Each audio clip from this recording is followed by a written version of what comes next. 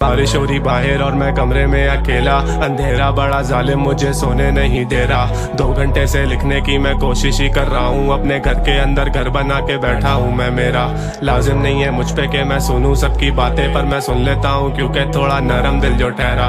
जाना तेरी यादें मुझे सोने ही नहीं देती, लेटे लेटे इस बिस्तर पे कब हो जाता है सवेरा मुझे नहीं पता है। मुझसे मत पूछो ना, अपने ख्वाब पूरे करने के लिए सब खो दूंगा, पहले ही सब खो चुका हूँ, अब क्या खा